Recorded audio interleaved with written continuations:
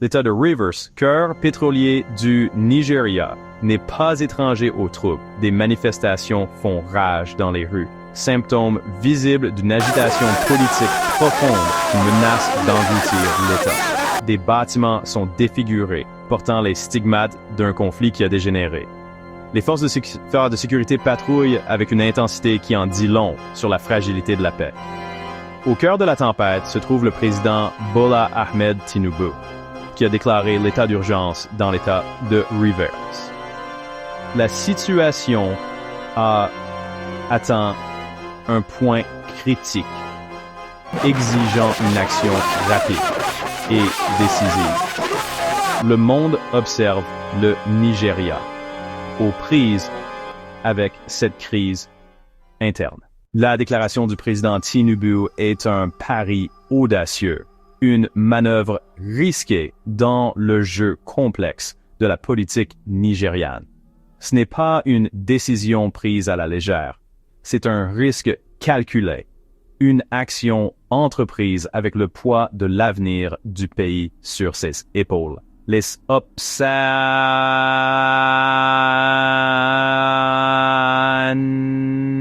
internationaux, les investisseurs étrangers et les nations voisines, tous observent attentivement, évaluant la stabilité de la nation la plus peuplée d'Afrique.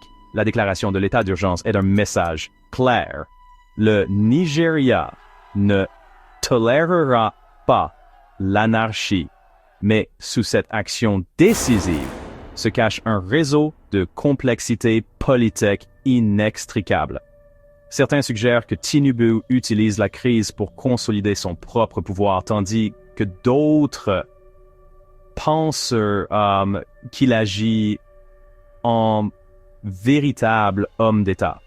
Seul le temps nous dira le véritable coût de cette décision audacieuse. Au cœur de la crise dans l'État de Rivers se trouve une lutte de pouvoir aux proportions épiques.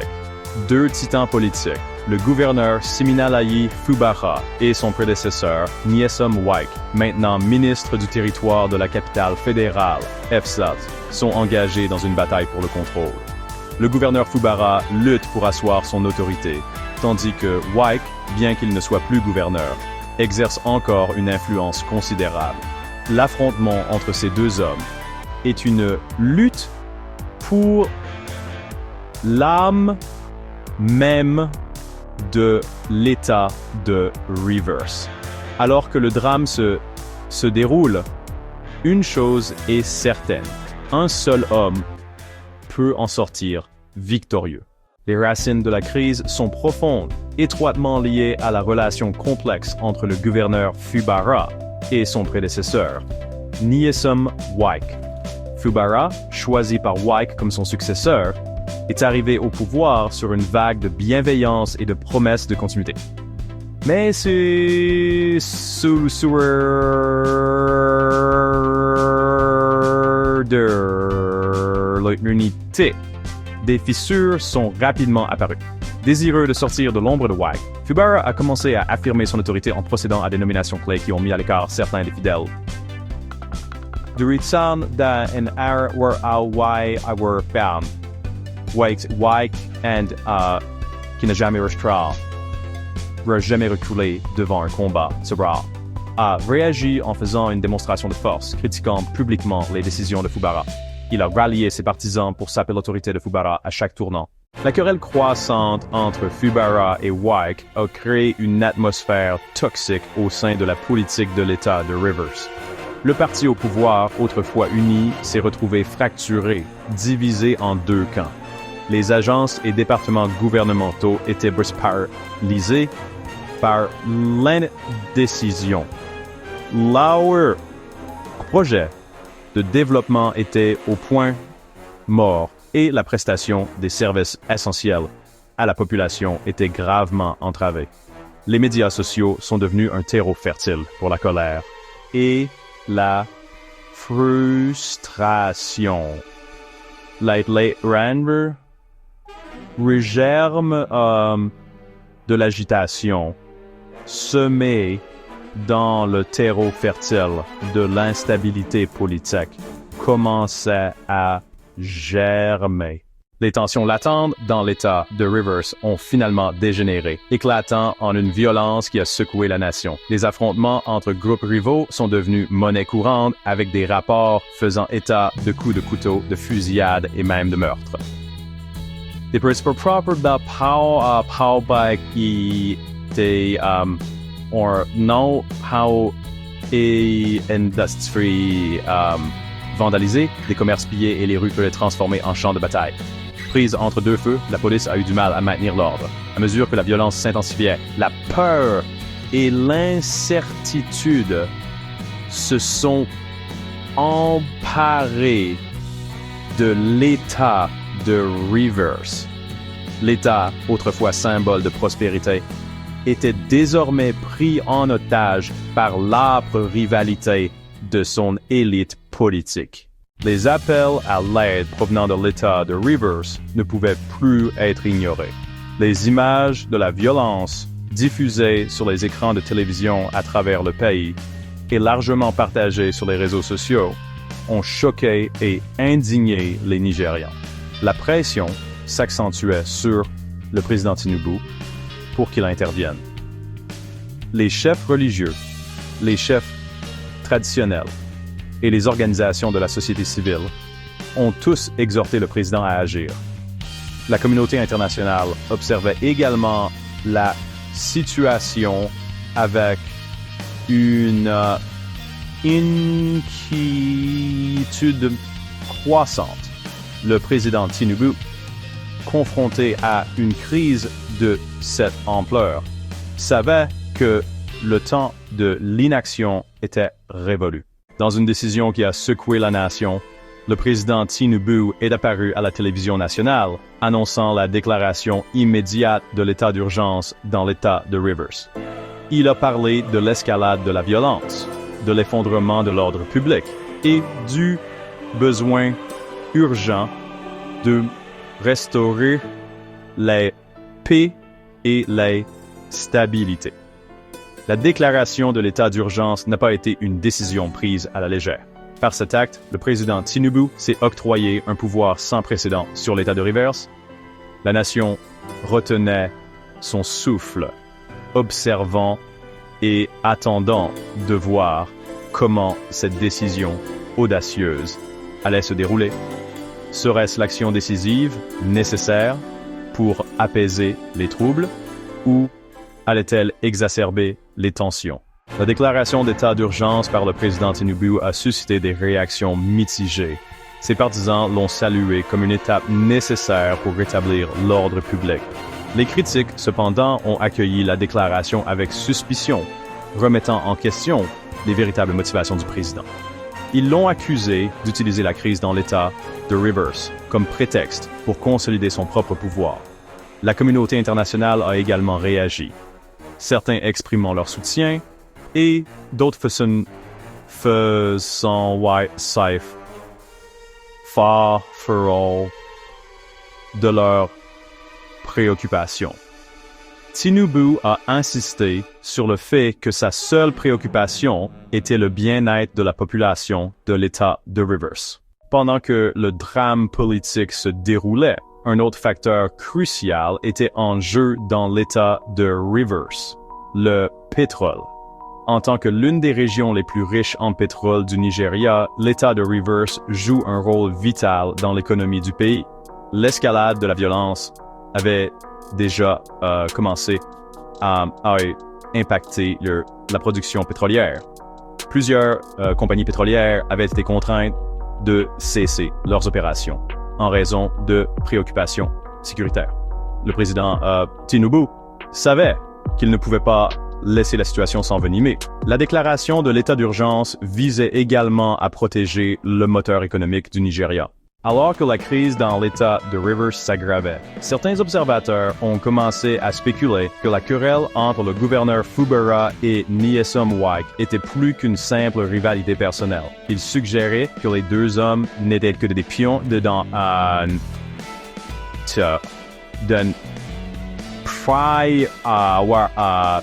plus se jouant au niveau national. Wyke, Beatrice, une figure importante du parti d'opposition, était depuis longtemps une épine dans le pied du parti au pouvoir.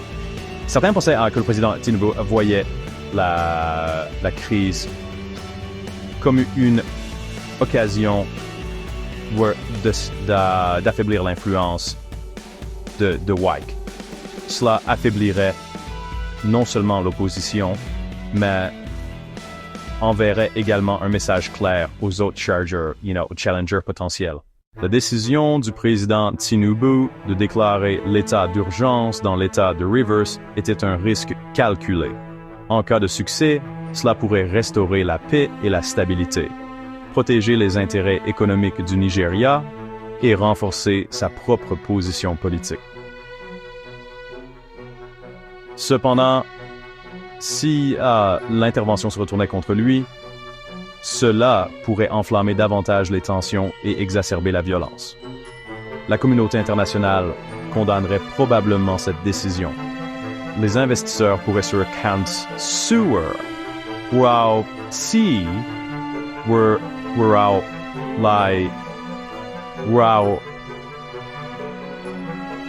nuisant davantage à l'économie nigériane. Le sort de l'État de Rivers et peut-être même l'avenir du Nigeria était en jeu. La déclaration de l'état d'urgence planait au-dessus du gouverneur Fubara comme un nuage orageux menaçant, jetant une ombre sombre sur sa carrière politique autrefois prometteuse. Dépourvu de son autorité, relégué au second plan de sa propre administration, il se retrouvait chef seulement de nos occurrences. Chacun de ses mouvements scrutés. Chacune de ses paroles remises en question. Le poids de la situation pesait sur lui. Un lourd fardeau de responsabilité et de frustration. Il avait hérité d'un cadeau empoisonné, un État au bord du chaos, son leadership contesté de l'intérieur et désormais miné par des forces indépendantes de sa volonté. La déclaration d'état d'urgence, bien que peut-être nécessaire, était perçue comme une offense personnelle, une humiliation publique qui le dépouillait de son mandat et jetait le doute sur sa capacité à gouverner.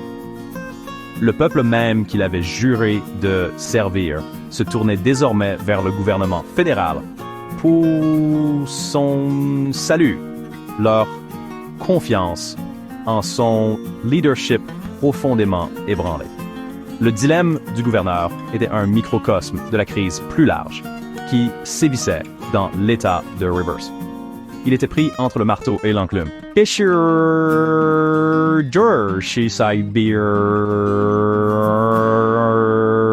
Sa loyauté envers son mentor politique, sa responsabilité envers le peuple qui l'avait élu, et la pression écrasante du gouvernement fédéral pour affirmer son autorité. Alors que le soleil se levait sur un nouveau jour dans l'État de Rivers, les rues témoignaient d'un paysage transformé. Les patrouilles militaires, rappel brutal de l'état d'urgence, devinrent monnaie courante, leur présence étant une arme à double tranchant. So, promeditatandi were chaque des curain tiao wantaudi and remind al-rimin sur alimentant les inquiétudes. Le gouvernement fédéral, après avoir fait montre de sa force, était désormais confronté à la tâche ardue de gagner la confiance d'une population sceptique. L'as de la violence et des machitions politiques, les citoyens considéraient l'arrivée des forces fédérales avec un mélange d'espoir et d'appréhension. Le renforcement de la présence sécuritaire apporta un semblant d'ordre, un répit bien nécessaire. Après le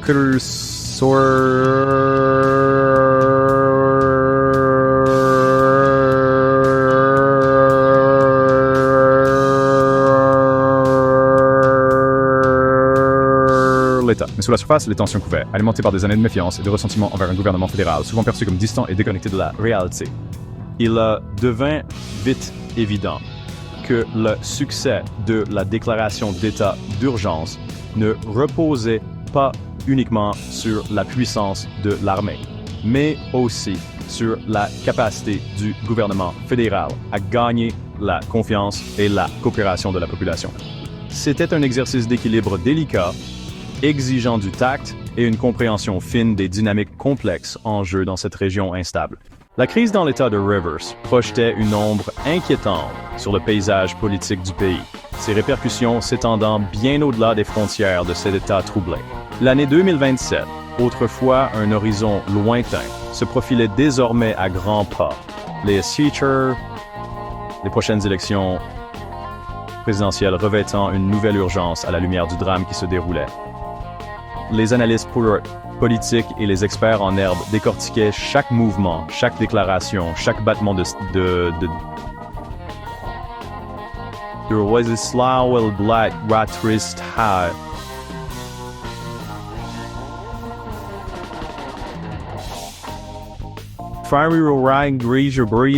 cherchant des indices sur la manière dont la crise dans l'État de Rivers pourrait influencer les prochaines élections. L'action décisive du président Tinubu en déclarant l'état d'urgence renforcerait-elle ses chances de Roras élection, le présentant comme un dirigeant fort et déterminé, capable de rétablir l'ordre en temps de crise, ou se retournerait-elle contre lui, s'aliénant les électeurs qui y voyaient une prise de pouvoir, une tentative cynique d'exploiter une crise à des fins politiques? L'opposition, sentant une opportunité, s'est emparée de la crise, l'utilisant comme une plateforme pour amplifier ses critiques du gouvernement, dépeignant l'image d'une nation au bord du chaos. Ils ont accusé le président Tinubu d'incompétence, de ne pas avoir abordé les causes profondes des troubles et de privilégier sa propre survie politique au bien-être du peuple. Perdu dans la cacophonie des postures politiques et des jeux de pouvoir, se trouvaient les voix des Nigérians ordinaires, les habitants de l'État de Rivers, pris entre deux feux dans une crise dont ils n'étaient pas responsables. Ils aspiraient à la paix, à la stabilité, à un sonneur honran à la normale. Leur voix souvent noyée par le rugissement assourdissant des manœuvres politiques. Les commerçants, leurs moyens de subsistance perturbés par les troubles, imploraient la fin des violences. Les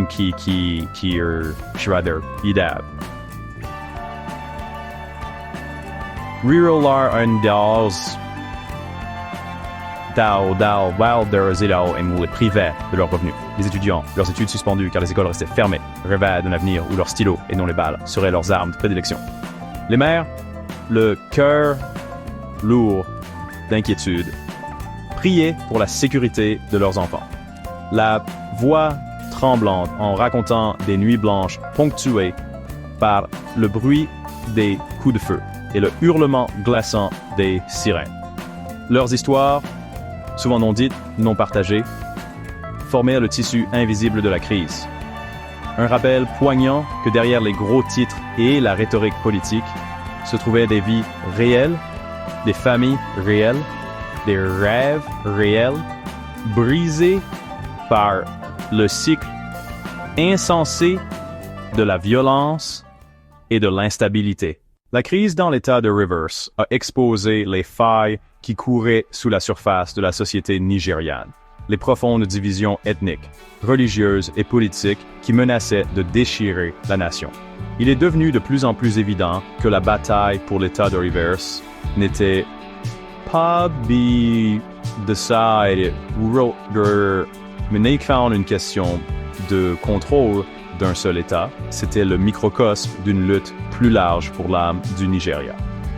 La déclaration d'état d'urgence, bien que rétablissant peut-être temporairement l'ordre, n'a pas vraiment abordé les problèmes sous-jacents qui avaient alimenté la crise. Les questions persistaient, sans réponse, résonnant dans les couloirs du pouvoir et les rues du pays.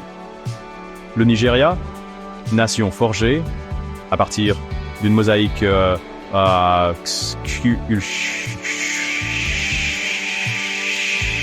d'idéologies diverses. Pourrait-elle trouver un moyen de surmonter ces divisions et de tracer la voie vers un avenir plus juste et équitable? Ou succomberait-il aux forces centrifuges de Rush? Des laser, Eurostraui, visors, insigns, son ivoire, unis, brisé, force, par la soif insatiable de pouvoir et l'héritage persistant de la méfiance. Ouais. Leur réponse insaisissable et complexe était enfouie au plus profond du cœur d'une nation aux prises avec ses démons. Une nation à la croisée des chemins, son avenir suspendu de manière précaire. La déclaration de l'état d'urgence a entraîné un changement visible dans le paysage de l'état de Rivers. Des soldats lourdement armés, le visage empreint d'un sérieux qui ne souffrait aucune discussion, devinrent d'une présence constante. Leur patrouille, un rappel brutal que les règles du Diosao, de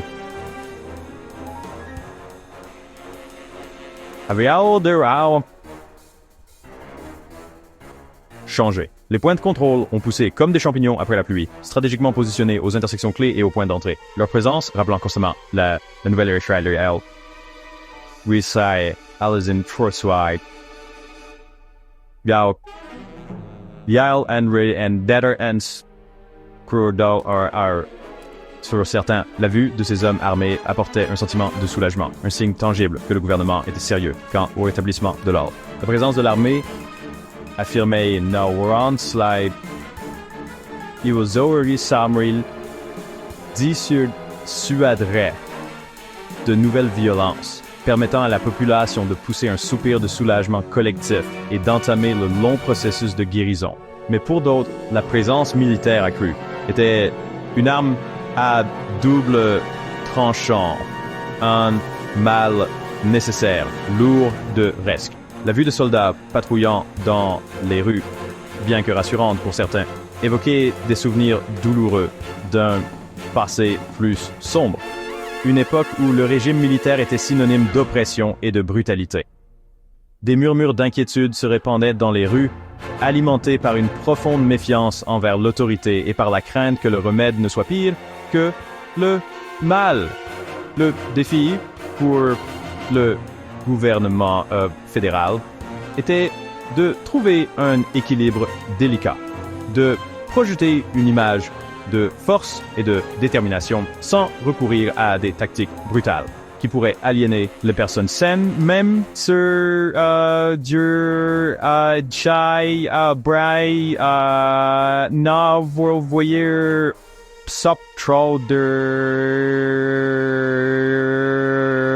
les soldats entraînés au combat se retrouvaient désormais dans le rôle de gardiens de la paix. Chacun de leurs actes scrutés, chacun de leurs mouvements sujets à interprétation. La déclaration de l'état d'urgence a peut-être fait taire les armes, au moins temporairement, mais elle a déclenché une autre bataille, celle-ci se déroulant non pas dans les rues, mais dans les salles sacrées de la justice. Les avocats, leurs plumes aiguisées et leurs arguments affûtés, se préparaient à une confrontation juridique. Leurs conclusions remplies d'accusations et de contre-accusations, chaque mot étant analysé pour son impact potentiel sur l'affaire. Les partis d'opposition, flairant le sang, ont contesté la légalité de la déclaration d'état d'urgence, arguant qu'il s'agissait d'une prise de pouvoir flagrante du gouvernement fédéral, une violation des droits constitutionnels du peuple de l'État de Rivers. Ils ont accusé le président Tinubu d'agir par intérêt personnel, d'utiliser la crise pour consolider son pouvoir et faire taire la dissidence. Les groupes de défense des droits de l'homme, leur voix amplifiée par le mégaphone des médias internationaux, ont exprimé leurs inquiétudes quant au risque de violation des droits de l'homme sous l'état d'urgence. Ils ont rappelé les cas passés où l'armée, opérant en toute impunité, avait commis des atrocités contre des civils innocents. La bataille juridique concernant l'état d'urgence était plus qu'un simple exercice académique et théorique. C'était une partie d'échecs politiques à enjeux élevés, une bataille pour gagner le cœur et l'esprit du peuple nigérian. L'issue de cette bataille juridique aurait des implications considérables, non seulement pour l'État de Rivers, mais aussi pour l'avenir de la démocratie au Nigeria. La crise dans l'État de Rivers, bien que principalement un drame politique, avait une dimension économique significative, une dimension qui projetait une ombre menaçante sur le bien-être financier de la nation. L'État de Rivers, avec ses vastes réserves de pétrole, était le cœur battant de l'économie nigériane pour ses puits de pétrole, produisant un flux constant d'or noir qui représentait une part importante des recettes en devises du pays. L'instabilité politique, conjuguée à l'escalade de la violence, a eu un effet paralysant sur l'industrie pétrolière. Les compagnies pétrolières, craignant pour la sécurité de leur personnel et de leurs actifs, ont commencé à réduire leurs opérations, certaines allant même jusqu'à arrêter complètement la production. Le flux de pétrole, autrefois un courant prévisible et lucratif, s'est réduit à un filet, envoyant des ondes de choc à travers l'économie nigériane. Le gouvernement, déjà aux prises avec une myriade de défis économiques, s'est retrouvé dans une impasse. La crise dans l'État de Rivers, si elle n'était pas maîtrisée, menaçait de paralyser l'économie de la nation. Mais les tactiques musclées nécessaires pour rétablir l'ordre risquaient de s'aliéner les personnes même qu'ils essayaient d'aider. La communauté internationale, dont les économies étaient liées à celles du Nigeria par le réseau complexe du commerce mondial, observait avec un mélange d'inquiétude et sans intérêt personnel. L'instabilité dans l'État de Rivers, savait-elle, avait le potentiel de perturber l'approvisionnement mondial en pétrole, faisant grimper les prix et bouleversant des prévisions économiques soit ingénieuses.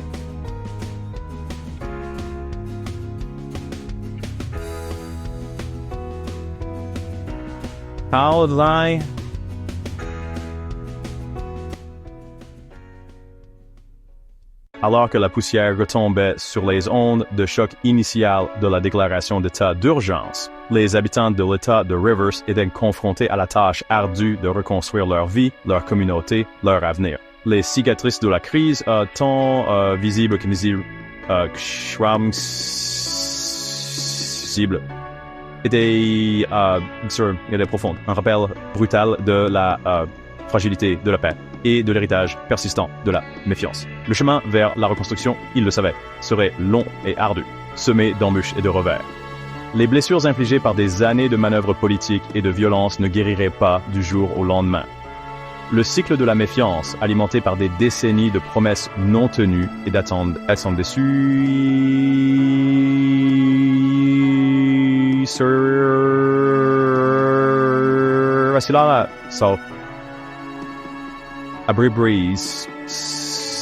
le défi pour le gouvernement, tant au niveau fédéral qu'au niveau des États, était d'aller au-delà de la rhétorique de la paix et de la réconciliation et de s'attaquer aux causes de la crise.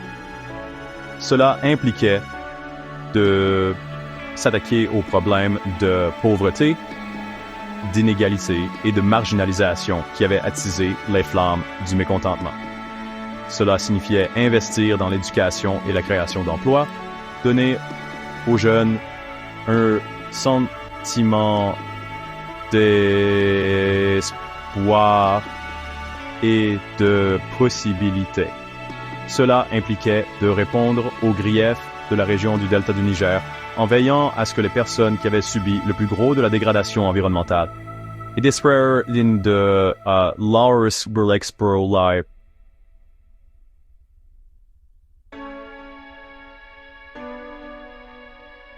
de l'industrie pétrolière reçoivent leur juste part des richesses du pays. Mais le plus important peut-être était de reconstruire la confiance, un bien fragile, facilement brisé, patiemment restauré. Cela signifiait écouter la voix du peuple, comprendre ses peurs et ses aspirations. et travailler ensemble à créer un avenir où la paix et la prospérité ne seraient pas seulement de nobles idéaux, mais une réalité vécue par tous. L'état d'urgence dans l'état de Rivers est un symbole frappant des défis auxquels est confronté le Nigeria, une nation aux prises avec son identité, son avenir, son âme même. La crise, déclenchée par un mélange volatile d'ambitions politiques, de disparités économiques et d'une méfiance profondément enracinée, a exposé la fragilité de la paix et l'héritage persistant de la division. Alors que le monde observe, le Nigeria se trouve à la croisée des chemins, la voie à suivre, enveloppée d'incertitude. Ce moment de crise servira-t-il de catalyseur pour le changement? Un signal d'alarme qui oblige la nation à affronter ses démons et à forger une nouvelle voie vers l'unité et la prospérité? Ou succombera-t-il à la destruction gravitationnelle de son passé, son immense potentiel gaspillé par la soif insatiable de pouvoir et l'héritage persistant de la méfiance? Le poids de ces questions, lourd des espoirs et des angoisses d'une nation, propose que son âme sur les c'est dire génération de ses citoyens, de ses générations futures. Le chemin à parcourir sera long, pavé des choix difficiles et de vérités inconfortables qui ont longtemps été balayés sous le tapis de l'opportunisme politique. Cela demandera du courage, de la compassion et un engagement indéfectible envers les idéaux de justice, d'égalité et d'unité qui sont depuis longtemps inscrits dans la constitution du pays, mais qui ont souvent échappé à sa réalité. Les yeux du monde sont rivés sur le Nigeria, observant, attendant, espérant que ce géant de l'Afrique trouvera un moyen de panser ses blessures, de combler ses divisions et de tenir sa promesse en tant que phare d'espoir et de progrès pour le continent et le monde. Le voyage sera ardu, l'issue loin d'être certaine, mais les enjeux n'ont jamais été aussi importants, car le destin d'une nation et les espoirs d'un continent sont en jeu.